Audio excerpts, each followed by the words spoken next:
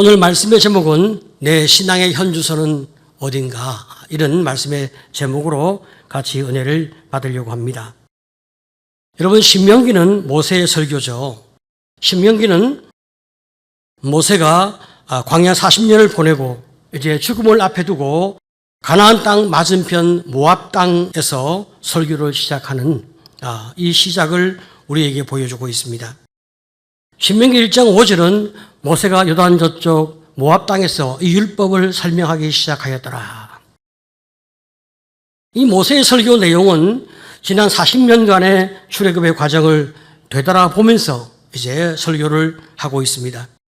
하나님께서 이스라엘 백성을 애굽에서 구원하신 이후에 호렙산에서 1년 정도 머물게 하시고, 그때 그 백성들에게 십계명과 율법을 주시고 성막을 짓게 하셨습니다. 그런 다음 이제 가나안 땅으로 들어가라 명령하셔서 이스라엘 백성은 1년 만에 가데스 바네아에 도착하게 되었습니다. 이 가데스 바네아는 가나안 땅 바로 아래 지역입니다. 하나님은 백성을 독려하면서 가나안 정복 전쟁을 명령해 주고 계십니다. 신명기 1장 21절을 보게 되어지면 너희의 하나님 여호와께서 이 땅을 너희 앞에 두셨은즉 너희 조상의 하나님 여호와께서 너희에게 이르신 대로 올라가서 차지하라. 두려워하지 말라, 주저하지 말라 한즉. 자, 여러분, 가나안 땅은 하나님이 주시는 축복이죠. 그런데 그냥 주지 아니하시고 올라가서 가나안 원주민들과 싸워서 그 땅을 차지하라, 정복하라, 그렇게 명령하고 계십니다. 다만 이 싸움은 우리 혼자 가서 우리의 힘으로 싸우는 싸움이 아니라 하나님이 우리와 함께 하시는 그런 싸움이기 때문에 승리가 보장되어 있는 싸움인 거예요. 상대가 아무리 거인들이 있고 성곽은 하늘에 닿을 듯 아무리 견고하게 잘 지어졌다 하더라도 전능하신 하나님이 우리의 하나님이시고 전능하신 하나님이 이 싸움을 명령했기 때문에 우리가 믿음으로 주님과 함께 동행하게 되어지면 반드시 이 싸움의 승리가 보장되어 있는 싸움이란 말이죠. 자, 그런데 문제는 그곳에 강력한 원주민, 특히 아낙 자손 같은 이 거인들이 살고 있는 것을 딱 보게 되는 거죠.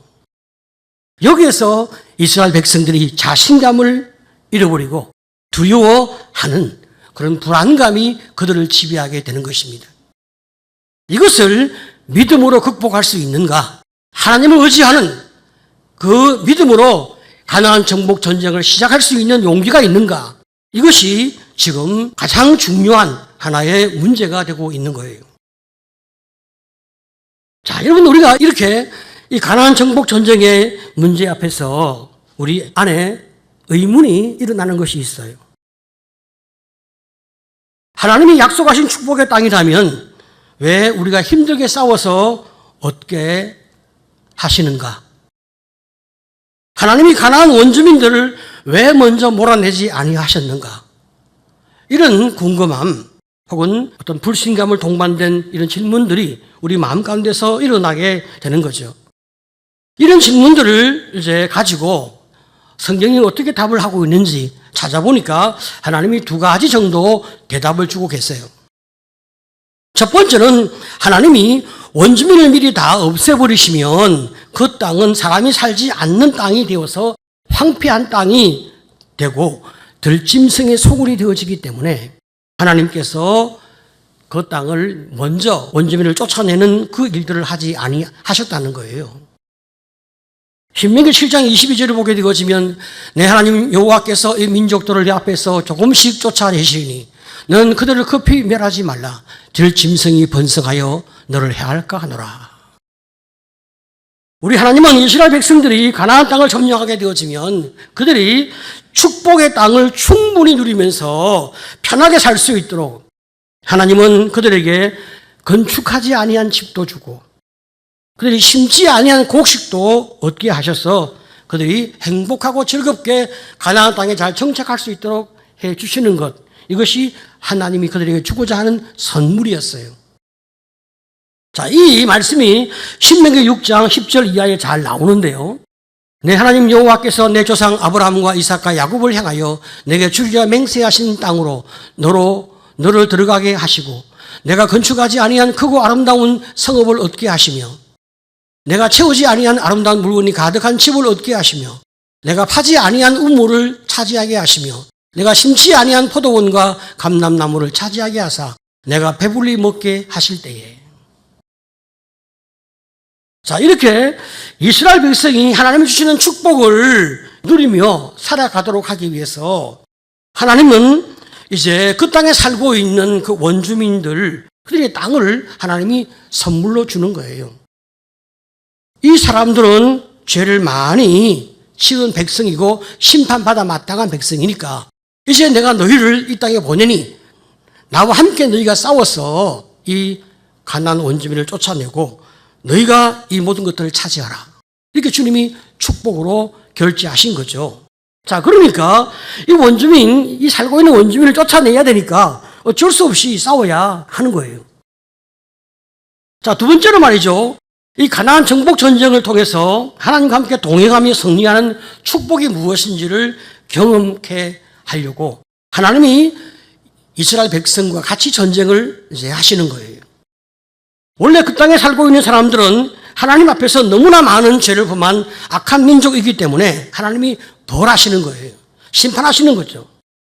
자, 이때 이 심판의 과정에서 이스라엘 백성이 하나님과 함께 싸우는 그 싸움은 얼마나 영광스러운 싸움이 되겠습니까?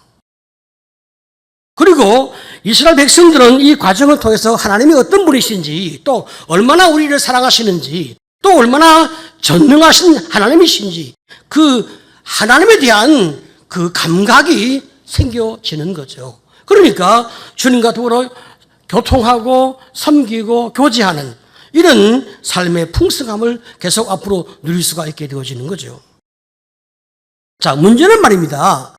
이스라엘 백성들이 지금 하나님이 준비해 주신 이 축복을 받을 만큼 그들의 믿음과 실력이 준비가 됐냐 하는 거예요. 하나님은 백성들이 자신들의 믿음과 삶의 실력이 준비가 너무 되지 못한 것을 보셨습니다. 그래서 백성들이 그들 자신이 너무나 준비가 되지 못한 것을 스스로 알고, 아하, 우리가 더 많이 훈련되어져야 될 그런 사람들이구나. 이것을 받아들이도록 하기 위하여 하나님이 가나안 정탐을 이제 허락하게 되는 거예요. 신명기 1장 22절을 보게 되어지면 너희가 다 내 앞으로 나와 말하기를 우리가 사람을 우리보다 먼저 보내어 우리를 위하여 그 땅을 정탐하고 어느 길로 올라가야 할 것과 어느 성읍으로 들어가야 할 것을 우리에게 알리게 하자 하기에, 지금 정탐은 백성이 먼저 요구한 것입니다. 가데스 바네아에서 가나안 땅으로 들어가는 길은 아주 험한 산길이거든요. 지금 이스라엘 백성들은 노인도 있고 어린 아이도 있고 가축도 많이 있어요. 그래서 이 백성 전체를 잘 이끌어 가려고 하면 험한 길을 피해서 좀 좋은 길로 가야 될 필요가 있단 말이죠. 그래서 어떤 길이 좋은 길인지, 어떤 성읍으로 들어가야 이제 편안한지 그 땅을 먼저 정탐해보자. 이것을 백성이 요구하니까 모세가 그들의 말을 수용하게 되었습니다. 그래서 각 지파에서 한 명씩 12명의 정탐꾼을 가나안으로 보내게 되는 거예요. 12명의 정탐꾼들이 40일 동안 가나안 땅을 두루 정탐했습니다. 그리고 돌아와서 똑같은 보고는 딱 하나 있었어요. 그 땅은 너무나 좋은 땅이었다. 1장 25절에 그 땅의 열매를 손에 가지고 우리에게로 돌아와서 우리에게 말하여 이르되 우리 하나님 여호와께서 우리에게 주시는 땅이 좋더라 하였느니라. 자, 그런데 문제는 그 땅에 사는 사람들이 너무 강하다는 것입니다. 신명기 1장 28절을 보게 되어지면 우리의 형제들이 우리를 낙심하게 하여 말하기를 그 백성은 우리보다 창대하며 그 성읍들은 크고 성곽은 하늘에 닿았으며 우리가 또 거기서 아낙 자손을 보았도다. 자, 여러분, 아낙 자손은 거인족을 이야기하거든요. 민수기에게는 이 내용이 좀 더 구체적으로 기록이 되어 있는데요. 민수기 13장 33절에 보면 거기서 네피림 후손인 아낙 자손의 거인들을 보았나니 우리는 스스로 보기에도 메뚜기 같으니 그들이 보기에도 그와 같았을 것이니라. 여기에서 이제 그 유명한 메뚜기 자상이 나온 거예요. 그들이 거인이고 그들을 보기에 우리가 메뚜기니까 메뚜기가 어떻게 거인과 싸울 수가 있겠어요? 우리는 다 죽을 것이다. 너무나 절망적인 마음을 가지고 이제 하나님을 원망하면서 돌아오게 되어진 거죠. 그래서 12명의 정탐꾼 가운데서 10명이 이런 부정적인 보고에 너무나 큰 충격을 받고 이제 백성 앞에서 부정의 보고를 이제 발표하게 되어지는 거죠. 하나님이 우리를 여기까지 인도하여 우리를 다 죽이시려고 하시나 보다. 이제 우리가 살 길은 모세 말고 다른 지도자를 세워서 애굽으로 돌아가는 길밖에 없다. 그렇게 이야기를 하게 되는 거죠. 이 10명의 부정적인 보고로 말미암아 이스라엘 백성들 전체가 공포와 절망에 빠지게 되었습니다. 이때 12명 중에 2명인 여호수아와 갈렙이 백성 앞에서 뛰어 올라갔습니다. 옷을 찢으며 백성을 향하여 외쳤습니다. 민수기 14장 6절 8절 9절을 보게 되어지면 눈의 아들 여호수아와 여분의 아들 갈렙이 자기들이 옷을 찢고 여호와께서 우리를 기뻐하시면 우리를 그 땅으로 인도하여 들이시고 그 땅을 우리에게 주시리라. 다만 여호와를 거역하지는 말라. 또 그 땅을 두려워하지 말라. 그들은 우리의 목이라. 그들의 보호자는 그들에게서 떠났고 여호와는 우리와 함께 하시느니라. 그들을 두려워하지 말라 하나. 자, 이 지금 여호수아와 갈렙은 10명과 다르게 정말 그 땅은 좋은 땅인데 하나님이 함께 하셔서 우리와 싸우실 거니까 그들은 우리의 먹이가 될 뿐이다. 두려워하지 말라 하고 여호수아와 갈렙은 백성을 향하여 열렬하게 호소했지만 백성들은 그 말을 듣고 싶어 하지 않았어요. 그래서 모세와 여호수아와 갈렙을 향하여 백성들이 돌을 들어 두 사람을 죽이려 하였습니다. 바로 그때 하나님이 강력하게 개입하셔서 말씀하셨습니다.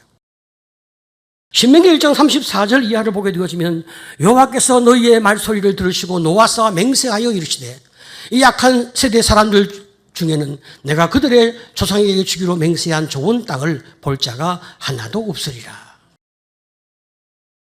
그러니까 20세 이상의 성인 출애굽 1세대는 가나안 땅에 들어가지 못하고 모두 다 광야에서 죽을 것이라고 하나님이 선언하고 계십니다. 단지 믿음의 보고를 한 여호수아와 갈렙만 가나안 땅에 들어갈 것이다. 그리고 너희가 너희 자녀를 향하여 1장 39절에 보면 또 너희가 사로잡히려 하던 너희의 아이들과 당시의 선악을 분별하지 못하던 너희의 자녀들도 그리로 들어갈 것이다. 너희가 우리 자녀가 사로잡히면 어떡하나, 우리 자녀가 죽으면 어떡하나 라고 걱정했던 너희 자녀, 너희 아이와 너희 자녀는 반드시 가나안 땅에 들어가게 될 것이다. 그렇게 하나님이 명령을 내리십니다. 그런 다음에 이제 백성 전체를 향하여 가나안이 아니라 광야로 들어가라. 그렇게 말씀하고 계십니다. 1장 40절을 보면 너희는 방향을 돌려 홍해길을 따라 광야로 들어갈지니라 하시매. 민수기에서는 말이죠, 이스라엘 백성들이 앞으로 40년 동안 광야 생활을 하게 될 것을 말씀하고 있는데 민수기 14장 34절에 너희는 그 땅을 정탐한 날수인 40일의 하루를 1년으로 쳐서 그 40년간 너희의 죄악을 담당할지니. 자, 그러니까 그 가나안 땅을 40일 정탐했으니까 하루를 1년으로 쳐서 40일 정탐에 대하여 40년 동안 광야 생활을 하게 될 것이라고 하나님이 못을 박았습니다. 그런 다음에 40년간 너희의 죄악을 담당하라 하신 표현이 있는데 이 말씀은 죄책감에 눌려서 40년간을 그렇게 두려움과 무거움과 힘겨움으로 살아가라 이런 말씀으로 오해할 수가 있어요. 근데 그렇지 않습니다.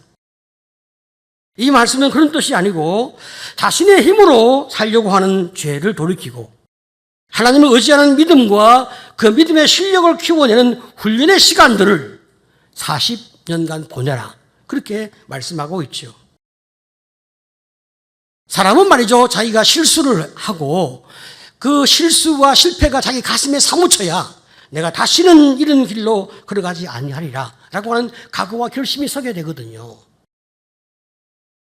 그래서 잘못된 나를 돌아보고 회개하는 마음으로 내가 이제부터는 하나님을 의지하면서 참 믿음으로 전쟁을 감당할 수 있는 그런 믿음으로 내가 훈련되어져 가야 되겠다. 그렇게 자신을 훈련하면서 살아갈 필요가 있다는 거죠. 그러면 그 자녀를 아름답게 잘 가르쳐서 그 자녀가 다음 세대에 가나안 땅을 들어갈 수 있는 준비가 되어질 수 있는 거죠. 자, 하나님은 이렇게 그 백성을 향하여 광야로 가서 이제 훈련하라고 명령을 내리십니다. 그런데 이스라엘 백성들은 하나님께서 가나안 땅으로 가지 말고 광야로 가서 다시 훈련을 시작하라 하신 말씀에 대하여 너무나 속상한 마음을 가졌어요. 그래서 그들은 하나님의 뜻을 거역하는 결정을 합니다. 그들은 광야로 들어가라는 말씀에 불순종하여 청개구리처럼 다시 가나안에 올라가서 그 백성과 싸우겠다고 고집을 부리는 거예요. 1장 41절에 너희가 대답하여 내게 이르기를 우리가 여호와께 범죄하여 싸우니 우리 하나님께서 우리에게 명령하신 대로 우리가 올라가서 싸우리이다 하고 너희가 각각 무기를 가지고 경솔이 산지로 올라가려 할 때, 자 보십시오 여러분, 우리가 여호와께 범죄하였습니다 라고 말하면 얼른 보면 회개하는 마음같이 보이지 않습니까? 그렇지 않아요. 진정으로 회개하면 하나님께서 광야로 들어가라 그 말씀에 순종하고 광야에 가서 다시 훈련의 삶을 시작한단 말이에요. 여러분, 우리가 지난주 설교에서 모세가 가나안 땅에 들어가지 못한 이유를 하나님으로부터 들었잖아요. 모세가 무리바 물가에서 교만해서 참 하나님이 모세를 가나안에 갈 수 없다고 하나님이 결정했습니다. 그때 모세가 하나님의 처분을 겸손하게 수용하고 그리고 마지막까지 자기가 해야 할 사명을 끝까지 잘 감당하면서 자기는 이제 죽음을 준비하는 회개의 삶을 살게 되어진 거예요. 이게 이제 모세가 징계를 수용한 거죠. 그런데 이스라엘 백성들은 하나님이 말씀하신 그 말씀에 순종한 것이 아니라 고집과 만용과 교만함으로 하나님의 뜻과 정반대 방향으로 지금 가려고 하는 거죠. 그래서 하나님이 다시 엄히 경고합니다. 1장 42절 이하를 보면 말이죠. 여호와께서 이르시기를 너희는 올라가지 말라, 싸우지도 말라. 내가 너희 중에 있지 아니하니 너희가 대적에게 패할까 하노라 하시기로 내가 너희에게 말하였으나 너희가 듣지 아니하고 여호와의 명령을 거역하고 거리낌이 없이 산지로 올라가매. 하나님이 도와주지 아니할 것이다. 너희가 패할 것이다. 가지 말라. 주님이 명령했습니다. 그런데 이스라엘 백성들은 거침없이 하나님의 명령을 거역했어요. 이 참 상상이 안 되는 거죠. 어떻게 이런 자신감, 어리석은 자신감이 어디에서 나왔을까? 우리는 정말 충격을 금할 수가 없어요. 이들은 말이죠, 하나님에 대하여 자기 나름대로 오해를 한 것 같습니다. 하나님은 가지 말라고 했지만 그 사람들은 하나님의 진심은 그것이 아니라고 생각한 거예요. 우리가 가기를 바라시는데 반대로 말씀하신 것이 아니겠는가? 지금 우리가 올라가서 싸우면 하나님도 어쩔 수 없이 쫓아와서 우리를 도와줄 거야. 그렇게 생각을 했어요. 이렇게 하나님의 뜻을 왜곡하여 자기 마음대로 생각하고 거리낌이 없이 아주 어리석은 자신감으로 산지를 향하여 전쟁하러 올라갔습니다. 이런 행동은 자신들을 내어 던지면서 나를 사랑하시는 하나님을 괴롭게 만들고 하나님이 어쩔 수 없이 그들을 돕도록 하나님을 괴롭히는 이 부정적인 조종으로 하나님을 지금 대하고 있는 거죠. 우리 하나님은 인격적인 하나님이신데 사람이 자신이 가지고 있는 그 악을 가지고 하나님을 오해해서 하나님을 아주 괴롭히는 거예요. 하지만 우리 하나님은 인격적인 하나님이시고 전능하신 하나님이시고 우리를 사랑하시는 하나님이시기 때문에 우리의 어리석은 조정에 휘둘리지 아니하시거든요. 결국 이스라엘은 하나님이 경고하신 대로 처참한 패배를 맛보게 되었습니다. 신명기 1장 44절을 보게 되어지면 그 산지에 거주하는 아모리 족속이 너희에게 마주 나와 벌떼같이 너희를 쫓아 세일산에서 쳐서 호르마까지 이른지라. 가나안 원주민인 아모리 족속이 벌떼같이 달려들어서 이스라엘 백성을 추격한 거예요. 바로 이것이 신명기 1장에서 기록되어지고 있는 가데스 바네아 사건입니다. 하나님은 말이죠, 출애굽 2년 차인 이스라엘 백성들의 신앙의 수준이 어떤지 잘 아셨습니다.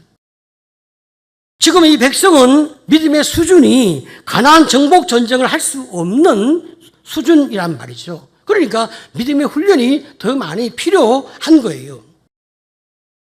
사실 이런 이스라엘 백성의 수준을 하나님이 정확하게 보신 것은 이스라엘 백성이 출애굽해서 애굽에서 막 나왔을 때 이미 하나님이 다 알고 계셨습니다. 백성들이 애굽을 나와서 가나안 땅으로 빨리 갈 수 있는 가장 빠른 지름길이 있었는데 그 지름길은 블레셋 사람이 살고 있는 해안길을 따라 올라가면 아주 빠르게 가나안에 도착할 수 있었어요. 그런데 하나님이 그 길로 인도하지 않았어요. 왜냐하면 이스라엘 백성이 그 길로 가면 블레셋 사람과 전쟁을 해야 되는데 전쟁을 하면 이스라엘 백성이 도망갈 걸 주님이 아셨어요. 그래서 전쟁하지 못하기 때문에 하나님이 그 길로 그들을 인도하지 않았어요. 출애굽기 13장 17절을 보게 되어지면 블레셋 사람의 땅의 길은 가까울지라도 하나님이 그들을 그 길로 인도하지 아니하셨으니 이 백성이 전쟁을 하게 되면 마음을 돌이켜 애굽으로 돌아갈까 하셨습니다. 이스라엘 백성이 가데스 바네아에 도착했을 때는 출애굽한 지 2년이 지났어요. 여전히 백성의 수준이 아직 준비가 안 되어 있어요. 하지만 하나님께서 백성을 향하여 너희가 준비가 안 되어 있으니까 다시 광야로 가서 훈련받고 그 다음에 가나안으로 올라가는 이런 결단을 해보자. 그렇게 말씀했다면 백성들은 하나님을 향하여 원망하며 분노하며 폭동을 일으킬 자세야. 그래서 하나님은 가나안 정탐을 통하여 그들이 자신의 수준을 깨닫고 낮아질 수 있는 그런 상태에서 광야 훈련을 할 수 있도록 하나님이 이끌려고 하나님이 이 과정을 허락하고 계신 거예요. 여러분, 사람은 죽을 때까지 완전할 수 없거든요. 우리가 천국 가는 그날까지 우리 안에 있는 죄성은 여전히 힘을 발휘하고 있습니다. 그래서 하나님의 은혜가 계속 우리에게 임하고 주님의 말씀이 계속 내 인격과 내 삶을 이렇게 이끌어 갈 때만 우리가 그나마 믿음의 삶을 살 수 있게 되는 거죠. 어제 예수를 잘 믿었다고 그 다음날 이 사람이 예수 믿는 인격과 삶의 좋은 모습을 보인다, 그렇게 장담할 수 없는 거예요. 그만큼 죄성은 강하고, 그리고 죄성은 나도 모르게 강렬하게 튀어나오거든요. 우리가 이 땅에서 믿음의 생활을 해나가면서 우리가 성화의 과정을 걸어가는데 지금 여기에서는 우리의 신앙이나 우리의 인격이 완성되지 못합니다. 완성은 천국에 가서 우리가 완성되는 거예요. 그런데 우리는 신앙생활을 하다 보면 자꾸 우리가 어떤 착각을 하냐면 내가 이만하면 신앙생활을 잘하고 있는 게 아닌가, 이런 착각을 자꾸 하는 거예요. 내가 이만하면 됐지, 내가 이만하면 목사, 내가 이만하면 장로, 내가 이만하면 전도사, 내가 이만하면 어떤 권사, 이만하면 내가 집사, 이렇게 뭔가 자기 자신이 자기의 신앙을 보면서 이만하면 됐다, 이런 생각이 참 많아요. 이 정도 봉사하면 됐어. 내년에는 좀 봉사를 쉬자. 그동안 캠프에 많이 참석했으니까 이번에는 가족끼리 휴가 가자. 그동안 훈련 많이 받았으니까 이제는 좀 쉬자. 이런 생각들을 자꾸 하는 거죠. 이런 생각을 하고 있다고 하는 것은 사단이 자꾸만 그분을 속여서 자신의 신앙의 현 주소를 모르게 하는 거예요. 이미 그가 교만해진 상태에서 이만하면 괜찮다고 착각에 빠져 있는 거예요. 이렇게 우리가 교만하게 되어지면 말이죠, 하나님께서 우리에게 이 가나안의 아낙 자손들, 세상의 골리앗들을 마주보게 합니다. 우리 가정에서, 교회에서, 세상에서 이런 사람들을 마주보는 그런 사건들을 하나님이 허락합니다. 그러면 내가 굉장히 괜찮은 사람인 줄 알았는데 그런 사건이 꽝꽝 터져보면 내가 아무것도 아닌 것을 또 깨닫게 되죠. 그러면 회개하고 내가 참으로 주의 말씀에 더 순종하고 내가 다시 믿음의 훈련을 받는 길로 가자. 그렇게 하면 되는데 내 힘과 내 능력으로 살아가고자 했던 이런 나의 노력이 좌절되어지니까 그냥 자꾸 자기 실망이 되어지는 거예요. 내가 옛날에 상처도 있었고 뭐 아픔도 있었고 문제도 있었지만 내가 다 치유하고 이제는 괜찮은데, 내가 이만큼 믿음의 수준이 있고 이만큼 내가 성장했으면 난 참 괜찮은 사람인데, 이렇게 생각한 내가 어떤 상황과 문제 앞에서 내가 그냥 힘도 못 쓰고 쓰러지니까 자기에게 너무 실망이 돼요. 그래서 내가 뭐 그동안 열심히 한 게 다 헛수고네. 뭐 더 열심히 할 필요가 있어. 뭐 봉사훈련, 뭐 전도, 기도, 뭐 헌금 이런 거 내 마음대로 살지 뭐. 이런 부정적인 생각으로 자꾸 자기를 내던져버리려고 하는 거예요. 화가 났어요. 실망했어요. 우리가 교만해지니까 하나님 우리에게 주고자 하는 은혜를 이제 우리가 다 못 받을 수밖에 없잖아요. 하나님 우리에게 가난을 주려고 하잖아요. 그래서 가난을 받을 수 있는 준비가 안 돼 있잖아요. 근데 나는 가난을 받을 수 있다고 땅땅 큰 소리 친단 말이죠. 그러니까 하나님께서 그럼 가난 받을 수 있는지 한번 가보자 해서 이제 가데스 바네아까지 가본 거예요. 가보니까 이제 가난을 받을 준비가 안 됐어. 하나님과 함께 믿음의 전쟁을 할 수 있는 준비가 안 됐어요. 그러니까 결국은 이제 물러서서 더 많은 훈련이 필요하다는 것을 인정하고 겸손한 마음으로 다시 열심히 훈련 생활을 해야 되는데 낙심하고 자기 연민에 빠지고 자포적인 상태에 들어가는 거예요. 자, 여러분, 이런 생각이 이제 참 많이 우리 신앙을 갉아먹고 있는데요. 가지 말라고 했는데 이미 1차 시험에 실패해서 가지 말라고 했잖아요. 그러면 이제 안 가고 광야로 가면 되는데 아닙니다. 우리가 올라가서 한번 전쟁해 보겠습니다 하고 올라가서 완전히 패망했단 말이죠. 그러니까 얼마나 참 깊은 좌절과 연민이 그들의 마음을 지배하겠습니까? 이런 행동들을 우리가 이제 연민이라고 부르게 되는데, 여러분, 연민은 녹슨 감정인 거예요. 연민은 사람을 점점 더 부정적인 인격으로 파괴시켜 가고 있는데, 이 연민이 작동되어지면 자기 인생을 내던지게 되고 하나님을 내 마음대로 조종하려고 하는 그런 악한 욕망이 일어나고, 그리고 나 자신을 학대하는 이런 일도 발생하게 됩니다. 하나님은 말이죠, 우리가 죄성으로 말미암아 흔들려 있는, 혹은 우리가 주의 말씀을 순종하지 못해서 삶의 전쟁에서 실패한 이런 우리 자신의 부족한 모습을 주님이 덜추어내시는 것은 우리를 부끄럽게 하려고 하는 것이 아니라 가나안을 주려고 하는데 너희가 무엇이 부족한지를 너희가 알아서 같이 훈련을 하자. 이런 뜻에서 하나님은 자꾸만 우리 수준을 자꾸 보게 하신단 말이죠. 우리가 세상에 부딪히고 나의 부족함에 부딪히고 신앙의 현 주소인 우리의 삶의 모습을 우리가 깨닫게 되어지면 아하, 내가 정말 너무 부족하구나. 그래서 내가 믿음의 훈련이 더 필요하구나 하고 주님 앞에 나가서 은혜를 구하면서 하나님이 광야로 가라면 광야로 가고 훈련의 자리로 가라면 훈련의 자리로 가고 또 내가 말씀을 배우는 자리에 가라면 말씀을 배우는 자리로 가고 기도의 자리, 봉사의 자리, 전도의 자리 피하지 않고 주님이 나를 이끄시는 대로 가서 훈련하면서 주님을 바라보고 주님이 주고자 하시는 그 축복을 내가 언제 받을 수 있는지 내가 잘 나를 훈련해 가면 되거든요.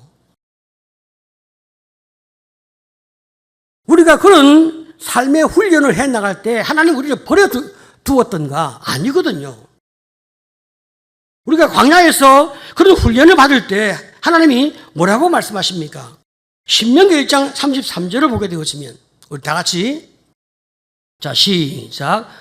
그는 너희보다 먼저 거기를 가시며 장막 칠 곳을 찾으시고 밤에는 불로 낮에는 구름으로 너희가 갈 길을 지시하신 자이시니라. 하나님이 먼저 가셔서 그 뜨거운 광야에서 우리가 힘들까 봐 낮에는 구름으로 시원하게 만들어 주시고 밤에는 또 추울까 봐 하나님이 불 기둥으로 따뜻하게 감싸 주시는 하나님이시란 말이죠. 하나님이 내가 잘되고 성숙하고 아름다워져서 가나안의 축복을 차지할 수 있는 그 상태가 되도록 하기 위해서 이렇게 저렇게 나를 다루고 가신단 말이죠. 언젠가 너무 인생이 힘들고 곤고하고 어려워서 난 도저히 더 이상 할 수가 없다라고 삶이 좌절되어지고 절망되어질 때가 있는데 나중에 내가 돌아보니까 내가 그 길을 잘 온 거야. 어떻게 내가 그 길을 잘 왔지 하고 다시 살펴보니까 하나님이 안아서 나를 데리고 오셨다는 거예요. 자, 신명기 1장 31절. 다 같이 시작. 광야에서도 너희가 당하였거니와 사람이 자기의 아들을 안는 것 같이 너희 하나님 여호와께서 너희가 걸어온 길에서 너희를 안으사 이곳까지 이르게 하셨느니라 하라. 우리가 말이죠. 우리의 삶의 세월에 대하여 너무나 힘들고 너무나 어려워. 내가 쓰러지고 넘어지고 지칠 때 사람이 자기 아들을 안는 것처럼 하나님께서 너희를 안으사 이곳까지 이르게 하셨다. 이렇게 하나님 우리를 사랑하셔서 우리를 당신의 사랑을 받고 축복을 받고 은혜를 받는 사람으로 우리를 세워가려 하시는 거죠. 그런데 이 사람은 죄성이 있고 불신이 있고 불순종이 있으니까 주의 말씀을 잘 순종하지 않고 항상 자기가 옳다고 생각하는 이런 오해가 있단 말이죠. 이걸 좀 내려놔야 되는데 주님이 이끄시는 그 이끄심에 잘 따라갈 수 있어야 그 사람이 훈련도 잘 받고 또 겸손해지고 또 하나님이 오라 하시면 또 잘 가서 또 싸우고 도전해서 마침내 그가 준비가 되어질 때 가나안 땅을 얻는 축복이 있단 말이죠. 우리가 이런 참 영적 훈련의 길을 잘 걸어가는 이 여정 속에서 우리는 특별히 여름 캠프를 또 하게 되는 거예요. 우리 한밀교회 여름 캠프는 한밀교회의 신앙적이고 인격적인 정신이 가장 잘 나타나지는 훈련의 장이 우리 한밀교회 캠프입니다. 그러니까 한밀교회 캠프에 참석하게 되어지면 한밀교회의 인격적인 관계가 어떻게 이루어지는지 어떻게 참 영성을 중심으로 전인적인 삶의 통합과 조화가 이루어지는지 우리가 잘 확인하게 되고 잘 만나지게 됩니다. 하지만 우리가 캠프에 가면 우리가 우리 집에서 생활하는 것 혹은 호텔에서 생활하는 것보다는 정말 편할 수가 없어요. 캠프의 환경은 우리 몸이 좀 고생을 할 수밖에 없는 환경입니다. 그러나 말씀을 듣고 찬양과 기도를 통하여 하나님을 경험하고 속으로 나눔을 통하여 우리 속에 있는 것들을 서로 이렇게 공유하면서 내 안에서 치유와 회복이 일어나고 형제가 나로 말미암아 더 성장과 성숙이 일어나는 그런 은혜의 교류가 있게 되어지죠. 우리가 얼마나 부족합니까? 그 부족한 우리를 자꾸만 발견하게 하고 더 성장할 수 있도록 하나님이 은혜를 주신다는 말이죠. 그러니까 이번 캠프에서 나는 어떤 부분에서 더 성장할 수 있을까 기대하는 마음으로 우리가 참석하게 되고, 또 우리 형제가 어떤 분과 함께 한 팀이 되어서 같이 말씀을 나누며 그의 삶을 보고 또 그를 지지하고 그가 회복되어지는 그 멋진 과정을 내가 어떻게 또 함께 참여하게 될까, 같이 우리가 설레이는 마음을 가지고 주님의 은혜를 누리게 되어지는 거예요. 특별히 이번 캠프 주제가 하나님과 함께 역사를 만드는 비전의 사람들이라는 주제니까요. 우리의 인생, 우리의 공동체가 비전 가운데서 어떻게 살아왔는지, 또 나는 앞으로 어떻게 비전 가운데 살아갈 건지 같이 우리가 또 생각하고 고민하면서 하나님의 은혜를 함께 우리가 바라보게 된단 말이죠. 사람이 혼자서는 비전의 길을 가기가 어려워요. 근데 공동체 전체가 비전을 가지고 계속 묵상하고 고민하고 찬송하고 기도하고 말씀을 이렇게 의지하게 되어지면 내가 비전을 만들고 비전을 선포하고 비전의 길을 가는 것이 자연스러워지는 거예요. 이런 공동체가 점점점 많아지면 대한민국이 얼마나 소망이 있겠습니까? 자, 그래서 우리가 이번 캠프를 통해서 참 주님을 깊이 만나고 내 인생의 비전의 인생으로 좀 변할 뿐 아니라 우리 공동체가 이 시대를 책임질 수 있는 공동체로 성장하게 되어지는 거, 참 이런 축복으로 하나님 우리가 경험하게 해 주시옵소서. 이 얼마나 참 귀한 소망입니까? 이스라엘 백성이 말이죠, 자신들은 준비가 되지 않았지만 그냥 가나안 땅에 올라가고 싶어 했어요. 그 결과 그들은 큰 좌절을 맛보고 다시 훈련하러 광야로 가게 됩니다. 하나님이 우리를 그동안 훈련해 오셔서 이번 여름 캠프를 통하여 훈련을 더 확인하고, 그리고 이제 우리가 캠프 갔다 와서 또 우리의 각각 이 가나안 땅의 삶을 우리가 더 아름답게 세워갈 수 있도록 주님이 축복해 가실 거란 말이죠. 모여서 함께 우리가 훈련하고 기도하고 말씀 나누고 내가 잘 준비되어 있는지 점검한 다음에 헤어지면서 또 우리의 비전의 삶을 향하여 도전한단 말이죠. 하나님, 우리가 교만하지 아니하고 주님 의지하면서 이 길을 잘 가도록 나를 축복해 주시옵소서. 이 고백이 우리 모두의 고백 되시기를 간절히 축복합니다. 아멘.